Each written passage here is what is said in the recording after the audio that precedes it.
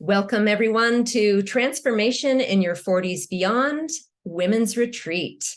5 days of incredible magic, art, sound therapy, energy practices, and shamanic healing to bring you into this new way of being in your life, all perfectly aligned with transformation.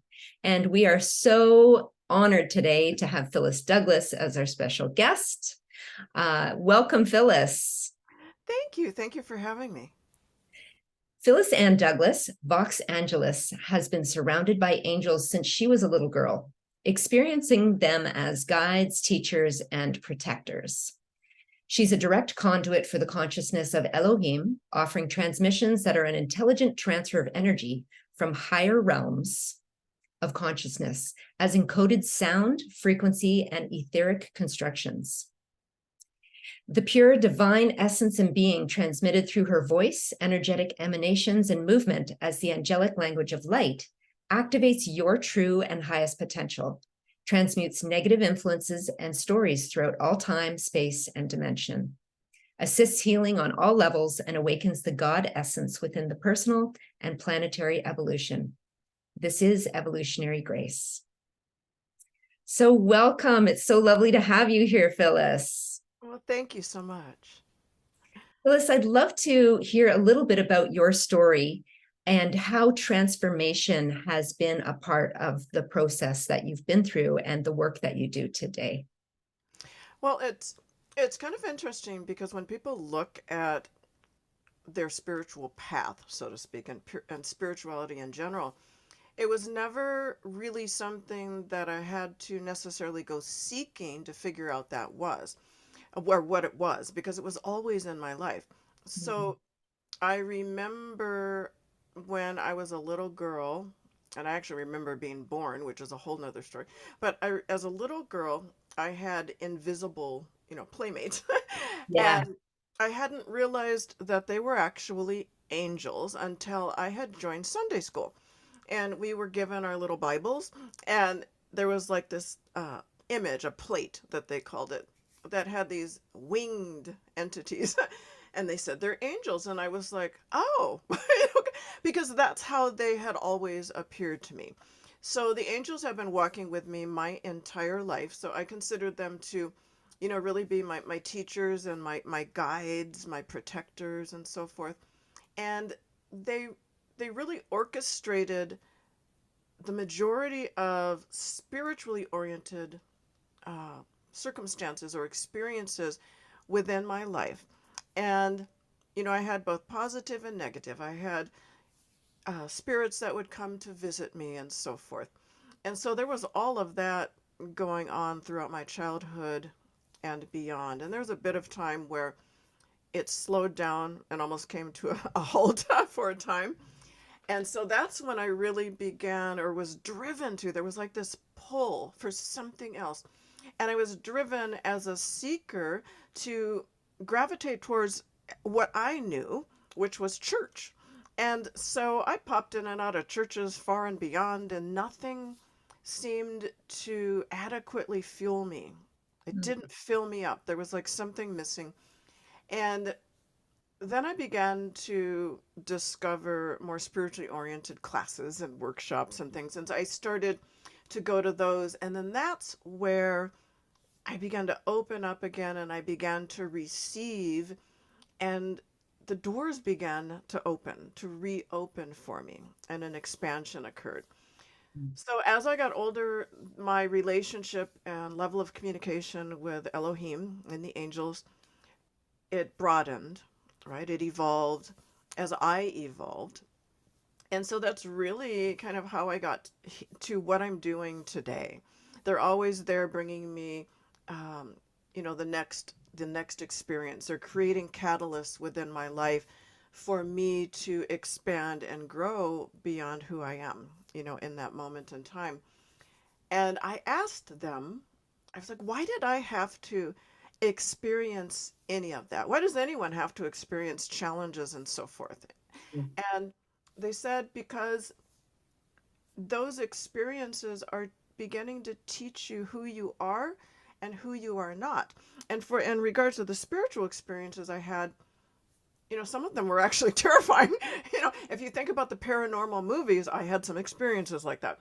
Mhm. But they never allowed them to go beyond a point where I'd be harmed or anything. Just Right. freaked out totally.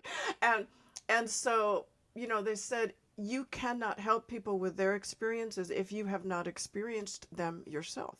If you have not, been able to like cross that bridge from A to B, you don't have the tools and the resources and the wisdom instilled within you in order to provide what it is that those people need, that you are trying to help. And so then I realized that everything we experience creates who it is that we are, in this present moment, and really speaks highly to who it is that we're becoming. Yeah, it's so important to remember that. I mean, um, if we see that we are spiritual beings having a human experience and we're limitless in terms of time, our soul can come and go throughout multiple lifetimes, then yeah, we are experiencing all of these different human ways of being, the emotions that we have, the physical experiences, the ecstasies, the sadness. It's also important. And I think that's why community is so important as well, because we're here for each other to support and mirror in those moments when things are most challenging.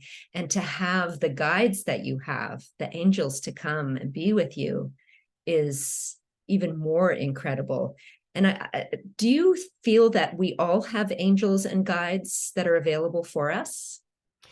Yes, we do. Many people may not be open to them yet. Really, people always say, "Well, how do I communicate with my own guides, my own angels?" And really, it's simple in that you make the request and you be open and allowing to have that level of communication, because generally they're there waiting to communicate. But if you don't ask, because we are in a free will society, a free will world, they don't intercede. Okay. That said, sometimes angels will intercede. They have interceded in my life. They've saved my life a couple of different times because I'm here for a specific purpose, and it wasn't my time to leave the planet, yeah, to leave this life. But we just need to ask. I thought of something when you were talking, and it was like I have really been able to become who I am because one of the things that the angels really kind of required of me, not really required, I'm not sure what word I'm looking for, but they presented me with things and experiences and people, that came in and out of my life that allowed me to understand the truth of who I am, right? Because I always thought that, yes, I've had these experiences, but I thought that that was what normal humans experience. I thought that just being a human being was really all there was when I was a child. And going to church, it was kind of like there was a go between me and God. Mhm. And that never settled right with me because I knew without a within a shadow of a doubt, that that wasn't true. But I didn't necessarily know what the truth was, Mhm. at that time. And so really everything that I've gone through in my life and have come to know and understand is that I am not this body. I am a divine eternal being that is having a physical experience, and that this physical body is a vehicle that allows me to express myself within the physical world. And so when I understand that, life takes on a whole different perspective about why I'm here and what I'm here to do, and it moves beyond experience. And so that was really one of the key acknowledgments and truth that I needed to understand before I like really opened up to the present path that I'm on. Yeah. Oh, that's so beautiful. And it's really developing that trust and faith, to develop and surrender to your magic and to your medicine and your gifts. Um, and are the angels there to help support you to surrender? Is that one of the messages that you receive? They're here to support me in everything. Yeah, it's which is a beautiful thing. They are here for everyone who needs support in a multitude of areas within your life. There's nothing that they cannot help you with, right? They're here to assist and to guide. You just need to ask. Um, but that said, they're whispering in my ear. They do want to share that they can help you with certain things, but there are experiences within life that you are meant to experience. And sometimes that is just because you are going through that experience in order to alleviate suffering within yourself and those who came before you, but to also transmute certain things because you are really powerful and able to do that within this life expression where previously our ancestors' experience were not at the level that they are now. There were repercussions to being spiritual and to act in a certain way and so forth that we have the liberty of doing now. So there are experiences, including having cancer, that I was told later you had to experience this because there are certain outcomes that come from that, and it's not just for you because all is one. I may be an individuated soul consciousness within this life, but I am not separate from all other souls and all other things. So each and everything that we do and experience is not just for you. It is for the collective. It is part of the collective experience. And I took exception to that in some Yeah. instances in my life because it's like, well, I didn't want to experience that. I'm sure other people don't, but it really had a lot to do with my ancestors and the family members that have come before me, right? So they just wanted to add that some experiences, they may be traumatic, you may not like it, but the outcome and what it is that, the learning from that experience is bigger than what you're experiencing in the moment, right? And so, yeah, I think I lost your question because I interjected with that. Hey, we're always moving forward, right? We're always moving Yes. forward on this path. And it's actually, it's not even very fun just to sit back and not explore life. Like, it's boring to not have experiences. And we have to, it's kind of like, I've done this in my life. I've thought of it as you can choose door number one, which already is going to be, simple and straightforward and you've got it. But you could also take a risk, take a leap and choose door number two. And you really don't know what's inside of there. So, you could do either. And I'm going to choose door number two, usually when I'm in those situations, because I know that I trust my skills, my abilities. I'm putting things in place that make it so that if something challenging comes up, I understand that it's part of my journey and I'm going to get through it okay. And so life is this beautiful experience and we can really make a choice how we want to move through it. I And really, it's so interesting that you say that too, because there's so many people who would choose door number one because it's familiar and very comfortable for them. Mhm. And sometimes it's very linear. However, choosing door number two, there's a fear because they don't know what's going to happen in the future. And I think that that's where many people find themselves stuck and not understanding just the beauty of the curiosity and our true essence, having experiences, no matter what they are, just moving forward with experiences. And one of the things is when you choose door number two, you need to understand that you have all these guides and angels and so forth and loved ones who have transitioned that are there to help you along. They create, it always creates a new map, a new trajectory for you.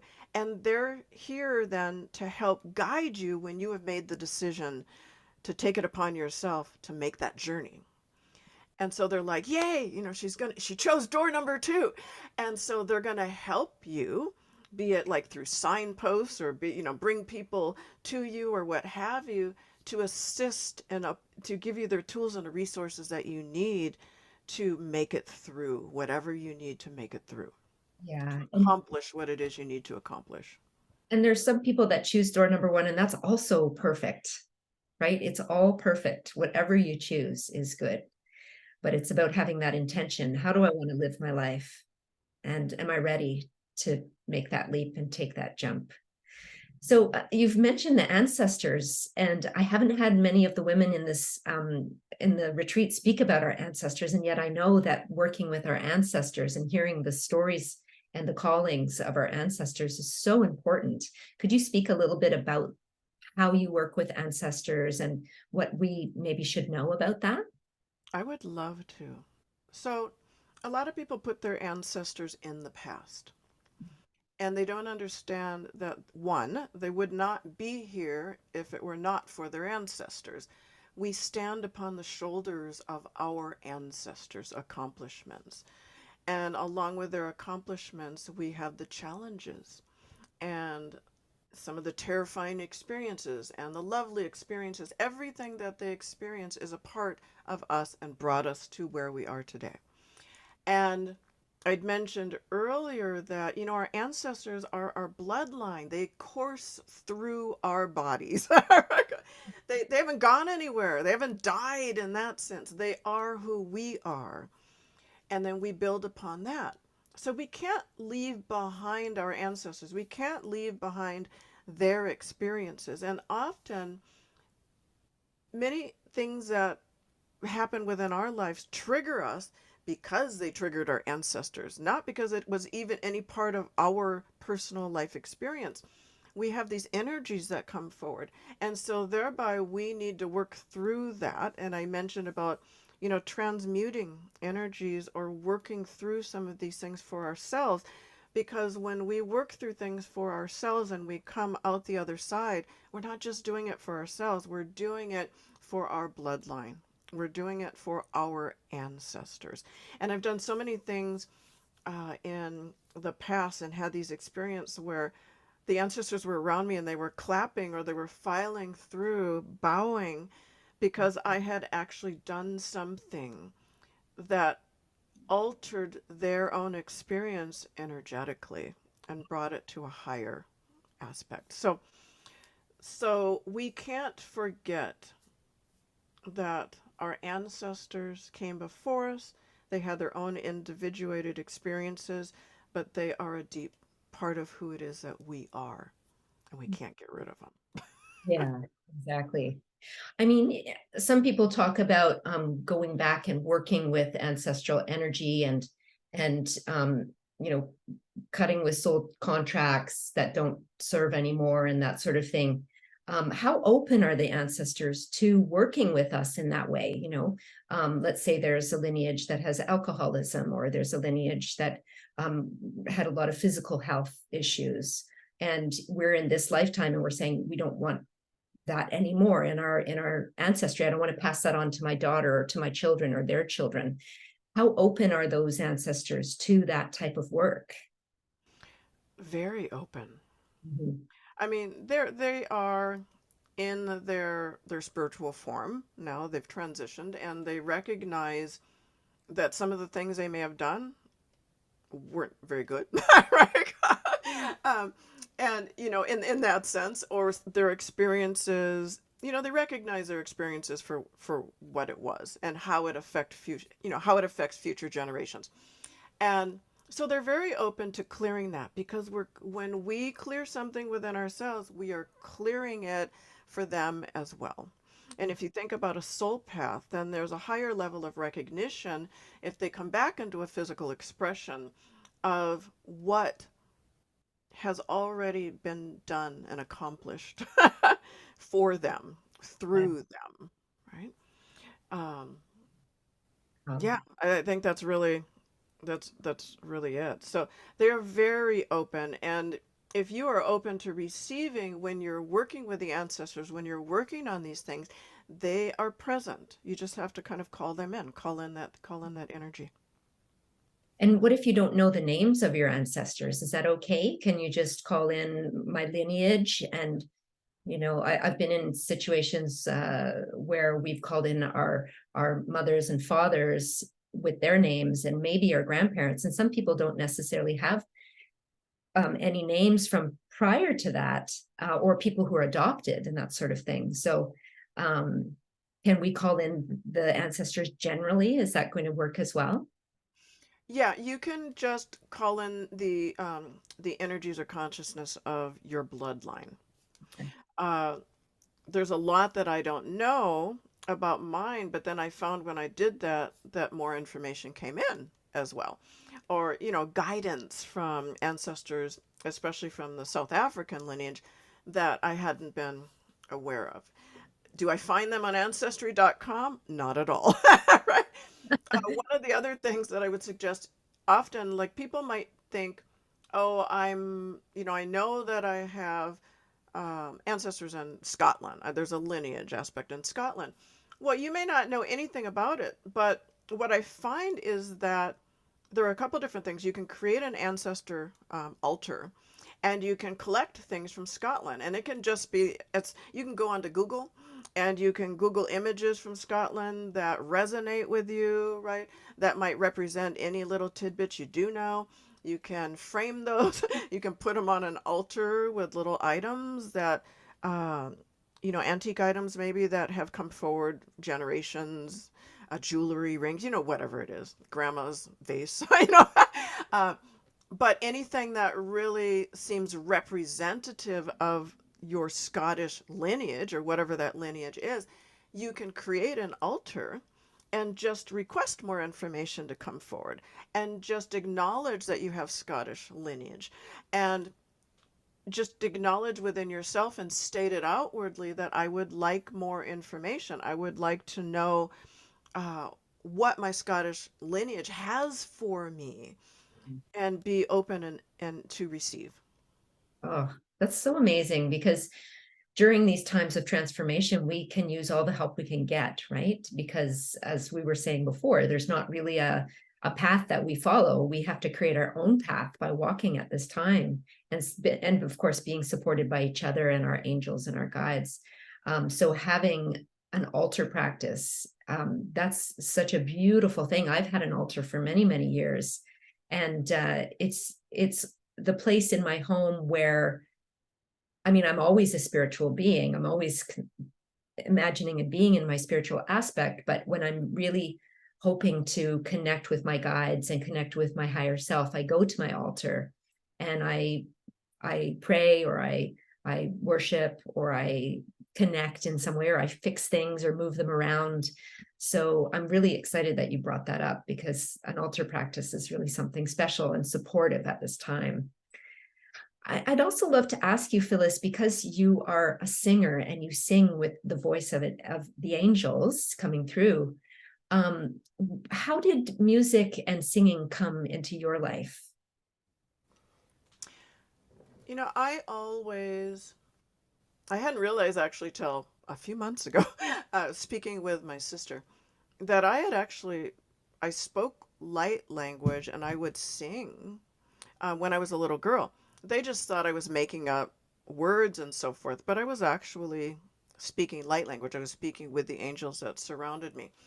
And I have always sung, I have always used my voice. You know, deep within us, that just lies this powerful innate intelligence. And often it's still waiting to be discovered. And I discovered it through my voice, because I found that when I was singing or speaking, this energy would come forward and I would make a deeper connection within myself. And as a child, I didn't know what that was. It was just that I felt lighter and brighter. That's what I would state at that age. And so I've always sung in church choirs, and I was a voice and violin major in college, like brief stint. Then I discovered I didn't have enough discipline to do that, because I was really, what I understood was I wasn't doing it for other people, I was doing it for myself, right? Yeah. And it was something that spoke to my soul, and it's something that always and still awakens something deep within me, and it opens up doorways. And so in my own work in the beginnings and doing energetic healing work and so forth, I never used my voice. I mean, I'm an intuitive medium and prophet, and information comes through, but I never sang to people. And I remember I was doing an energy healing session on someone. An angel came in and said, "You are now going to begin to sing." And I was just like, so I leaned down and I whispered in my client's ear. I said, "Apparently, I'm going to sing to you." And they're like, "Okay." Well, they were on board with that. But it was just something kind of foreign. I was like, "Why?" So I began to sing, and then it was just like, oh my goodness. The It seemed like my voice, the frequencies and vibration of my voice was serving as a catalyst for this higher, more intensified energy. And it just turned out to be, one of the most amazing sessions that I felt I'd ever done and my client had ever received. And they were like, that was just, I can't even explain what I just experienced. And so that was really the start of my using my voice, and not just something that came within my own mind, but something that came through me from my highest aspect and from the angels, Elohim. And it was like my willingness to sing, my willingness to use my voice opened up that powerful innate intelligence from within me. And it just felt like I had it served as a deeper recognition of the divine light inside me. And as I began to use my voice, I felt like that began to express even more expansively in my life. It became something else. It just totally changed my trajectory, and it opened the doors to higher perception. Okay, just not only to my own infinite nature, but it seemed to like open up doorways and open up my sight, my visual sight, my ability to hear at a higher capacity as well. Because everything is vibration, frequency, and sound and vibration and light, all of that encapsulated. When I began to sing to it, into it, that's when everything began to come into alignment for me. And so that began to become a deeper vehicle of expression with Elohim. And I became more of an ambassador, and I eventually became a conduit, uh, because I myself am an angelic. And that language is almost like the fact that I speak English. It feels like a second language that I've always been able to speak. Frequency based language, yes. And so that comes through, and I can translate, but it comes through as vocally, it comes through energetically, and I'm always like moving because I'm shifting energy. And it also comes through and creates sacred geometric forms or constructs as well, which I then manipulate as I'm guided. So it just opened up all of these doors because that is Phyllis's vehicle of expression. And I think everyone has a vehicle of expression that they're most attuned to. But the one thing is the voice applies to everyone. Being able to connect within you to that higher expression through your voice, that's really powerful. Yeah. Oh, wow. I just love what you're saying. I'm also a sound healer and a singer. I've been singing since I was a young girl as well. So I know what you're speaking about because I feel it in my own life. And when people report back to me what they experienced, they're feeling that portals are opening, channels are opening for divine healing beings to come through because of this energetic experience, this vibration that's being created that moves reality and the spiritual dimensions, the energetic dimensions to open up space. So I just love what you're saying. And I wonder if at this point you might like to share some of this work with our audience. Is that something you could do? Wait, I'm talking. Let me unmute myself. Yes, I can do that, most definitely. And I will go ahead and prepare. So what it is that I do, I call it an Elohim alchemical transmission. So through my voice and that connection, then they're bringing in these frequencies that are prescriptive in nature. So they serve those who hear it in a specific way. So I'm going to go ahead And I'll mute as well. okay.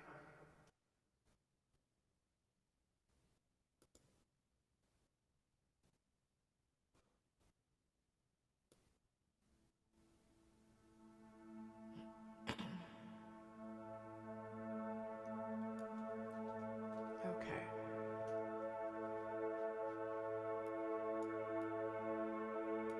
So the transmission will begin.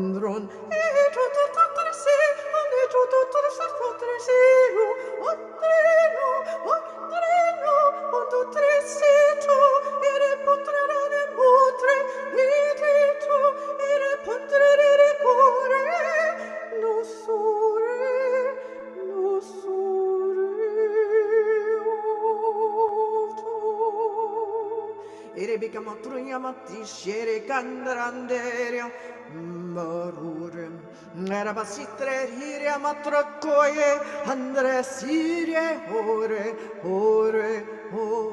Erika kantra soye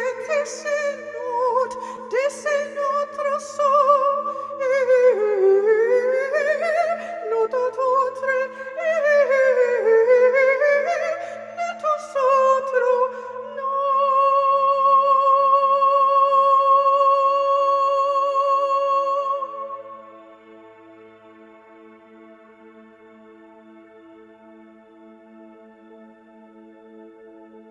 Kera patrusuyamatiam Hatiere Kurutroriam Marakapishetierem Hongorierorum. The transmission is complete. Okay.